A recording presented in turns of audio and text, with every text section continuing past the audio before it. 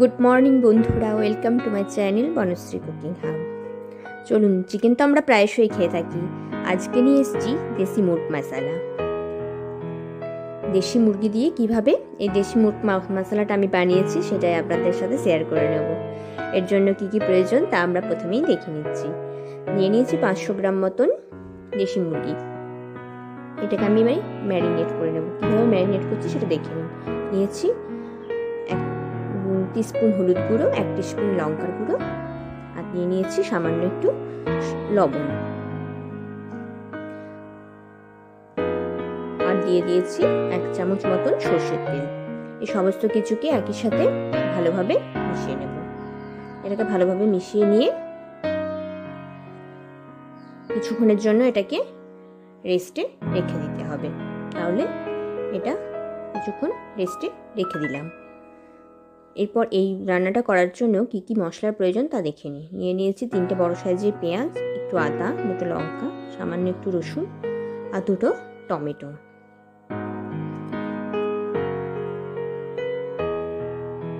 এই মশলাগুলোকে, যেমন রসুনটা আমি বেটে নিয়েছি এবং আদা, পেঁয়াজ 3টে আমি কুচি কুচি করে কেটে নিয়েছি, রসুনটা বেটে নিয়েছি,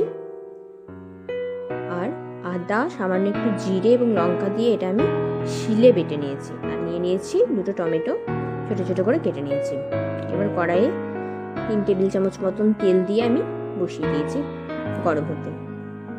কড়াইটা গরম হয়ে গেলে এর মধ্যে আমি 2টো তেজপাতা এবং একটু শুকনো লঙ্কা ফোড়ন দিয়ে দেব।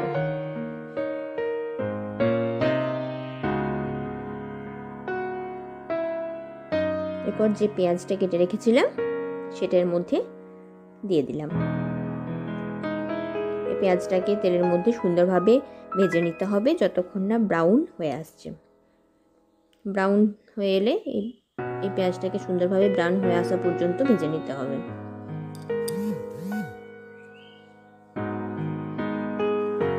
এরপর যে রসুনটা আমি বেটে রেখেছিলাম সেই রসুনটাই পেঁয়াজের মধ্যে দিয়ে দিলাম।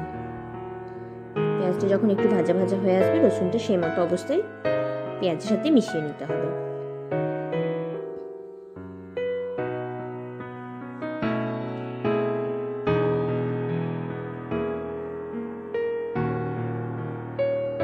দেখুন, রসুনটাও অনেকটা ভাজা ভাজা হয়ে এসছে।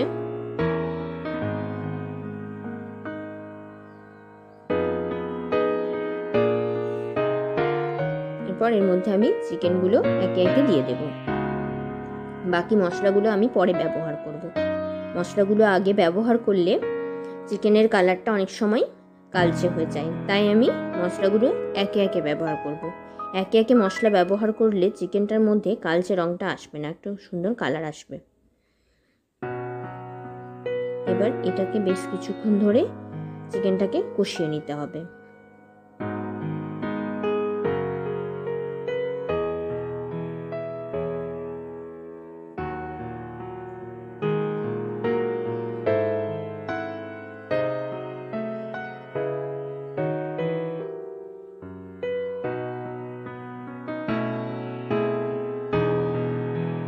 এর মধ্যে আরও একটু হলুদ গুঁড়ো ব্যবহার করলাম কালারের জন্য, আর একটু লাল লঙ্কার গুঁড়ো।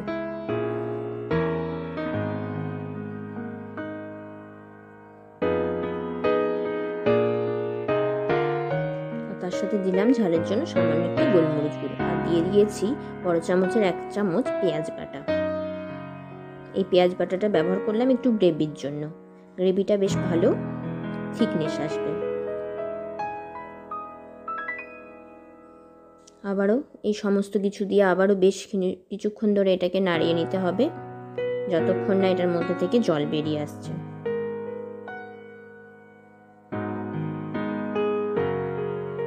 দেখুন, একটু জল বেরিয়ে এসছে। এরকম অবস্থায় যে শিলে বাটা আদা, জিরে এবং শুকনো লঙ্কা দিয়ে যেটা আমি বেটে রেখেছিলাম সেটা বড় চামচের 2 চামচ এর মধ্যে দিয়ে দিলাম। এই আদা, জিরে এবং লঙ্কা শিলে বেটে ব্যবহার করলে এই দেশি চিকেনের স্বাদ খুব ভালো হয়। আপনারা অবশ্যই এই টিপসটা ফলো করে দেখতে পারেন।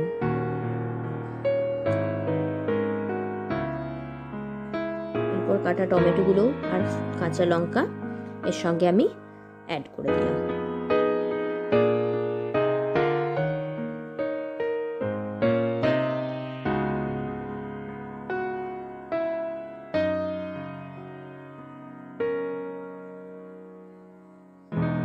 এবার এটাকে কিছুক্ষণের জন্য ঢাকা দিয়ে দিলাম যাতে টমেটোগুলো খুব সুন্দরভাবে গলে যায়। দেখুন টমেটোটা গলে গিয়ে চিকেনের সাথে একেবারে মিশে গেছে এবং চিকেনটাও খুব সুন্দরভাবে কষা হয়ে এসেছে।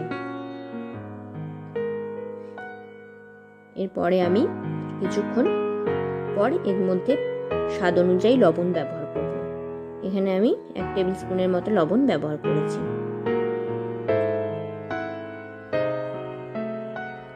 স্বাদ অনুযায়ী দিয়ে দিতে হবে একটু চিনি।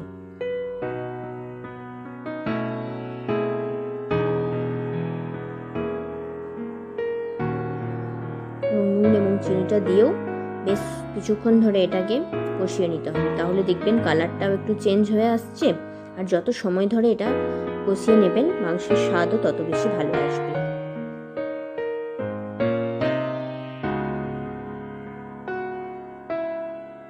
এটাকে আমি 15 মিনিট ধরে একই রকম ভাবে কষিয়ে নিয়েছি।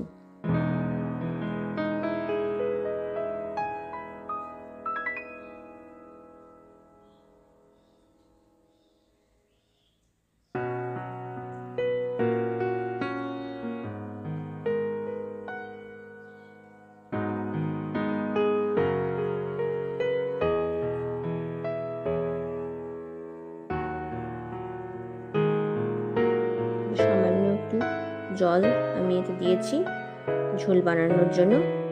কষানো হয়ে গেছে।